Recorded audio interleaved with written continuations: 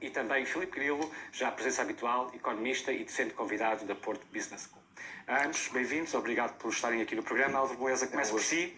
Este é ou não um orçamento à dívida? Vai haver eleições, se o partido ainda está assim.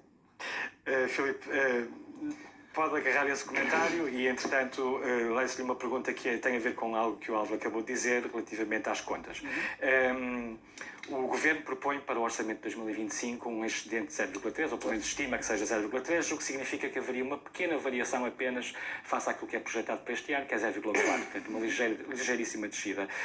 Há espaço, de facto, para conseguir este excedente, ou como é que ele vai conseguir este excedente, tendo em conta tantas medidas que foram prometidas e que representam uma grande despesa fiscal? Precisamente, quando nós começamos a olhar para o saldo orçamental, nós temos que ter sempre a noção que mais despesa tem que ser mais receita.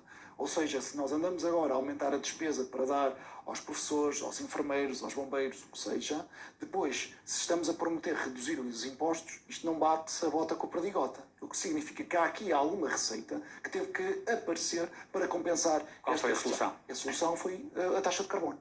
O que significa que os portugueses vão ter que pagar mais pelos combustíveis para financiar todo este aumento de despesa e também alguma redução de receita. O que é que isso significa do ponto de vista do impacto na nossa sociedade? Portanto, na sociedade, agora depende de quem somos. Portanto, se nós somos um enfermeiro, vamos ter aqui um aumento de rendimento para compensar o aumento dos impostos. Se nós somos jovens, vamos ter aqui uma redução do IRS, mais dinheiro, dá para pagar os impostos. Agora, aqui as pessoas no meio, que não trabalham para o Estado, trabalham para os privados, portanto, vão ter que pagar estes impostos. Portanto, alguém vai ter que pagar.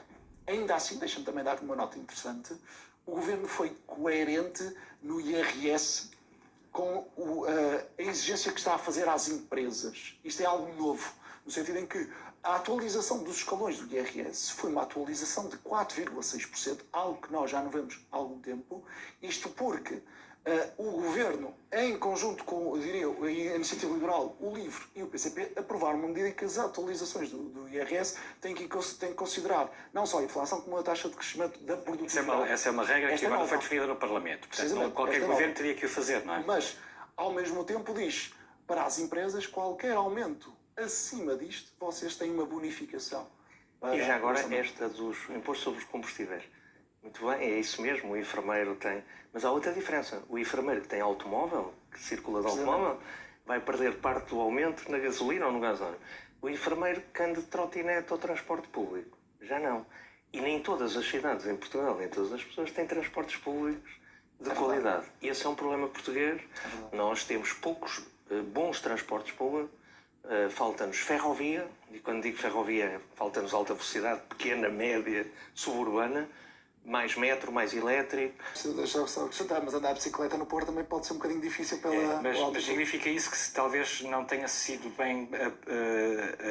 o país ainda não se apercebeu de onde é que virá o financiamento para fazer estes descontos no IRS? Eu diria que já veio essa notícia de que vai haver um aumento da taxa de carbono, mas eu acho que as pessoas não percebem ainda bem isto. Acho que é a nossa função também partilhar esta informação, porque quando nós estamos a prometer mais despesa, isso significa mais impostos. Não há outra forma. Se nós temos que pagar a nossa dívida, aumentar de um lado, temos que aumentar do outro. Isto é uma balança. A não ser que haja crescimento económico robusto e com menor carga fiscal haja maior receita.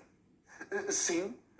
Agora a questão é onde é que anda este crescimento económico robusto, se ele não está a reboque de um PRR que depois vai acabar, depois isso é outra conversa que vamos ter que ter para a frente, que as pessoas não estão a perceber, que a partir de 2026 deixa de haver este estímulo. Aliás, se nós olharmos para o investimento público, metade é financiado pelo PRR, o que significa que sem este PRR o investimento público iria cair.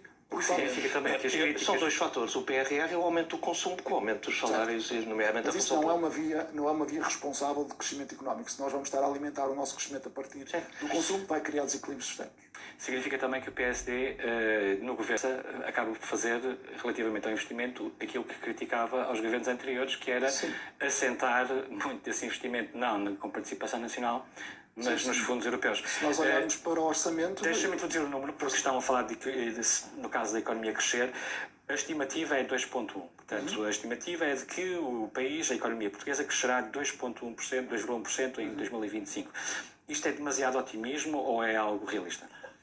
Eu diria que parte, ou seja, há aqui algum realismo, suportado até pelas previsões, por exemplo, do Banco de Portugal, com as finanças públicas até ainda mais otimistas, a 2,4%, mas quando começamos a ver as nuvens cinzentas a aparecer na Europa, com a Alemanha em recessão, com a França que vai ter que aplicar um regime de austeridade para pôr as contas públicas no sentido, começamos a ver, poderá haver aqui alguns riscos que podem comprometer o próprio crescimento para o ano, e também começamos já a retirar algumas informações atuais deste ano, que Portugal pode não cumprir, de facto, o crescimento. E chegaria isto para nós convergermos com a Europa?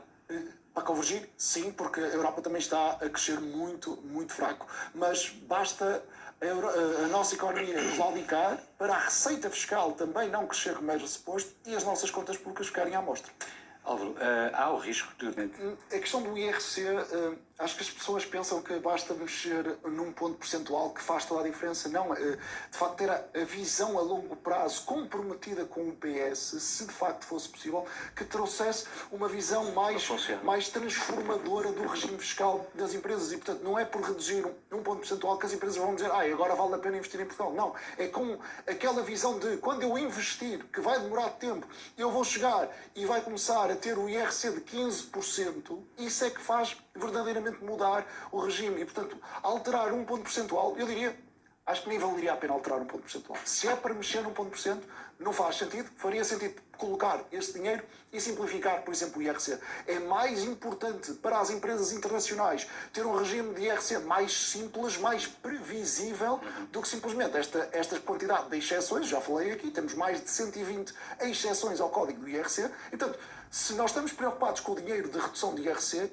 comecemos por simplificar o IRC para que as empresas internacionais sejam mais fáceis. Não, já agora, dois ilustres académicos do Porto, o professor Carlos Alves, que é vice-presidente da SEDES, e o professor Carlos Tavares, que coordena o Observatório da SEDES de Economia, apresentaram uma proposta de reforma fiscal este ano que visa exatamente isso. Portugal tem 650 benefícios fiscais. Temos a data de alçapões.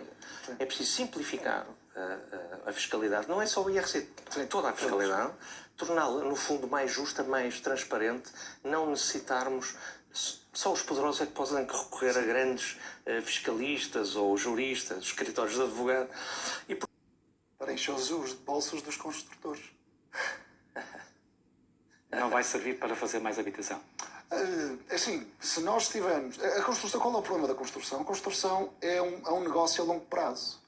Esta redução do IVA vai se manter nos próximos anos? Há um compromisso para isso? Se sim, então esta medida poderá ter efeito no longo prazo. Mas nós temos que preocupar-nos cada vez mais em pensar que temos que incentivar a construção.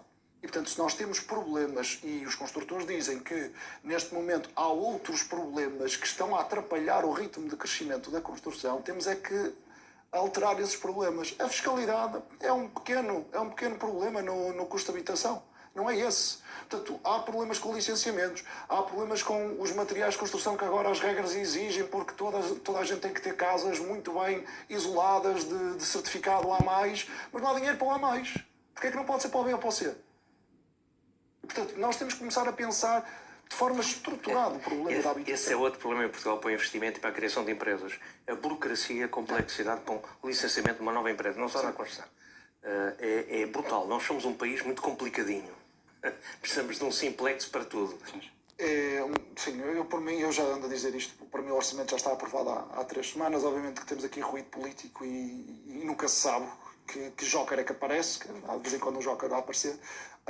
Agora, pegando nas palavras do Álvaro, é um orçamento possível, é um orçamento bom, e para isso relembro o atual Nobel da Economia, que fala sobre o papel das instituições no crescimento económico. Se calhar temos que pensar um bocadinho sobre isso. É uma nota bem a propósito. No fim desta edição,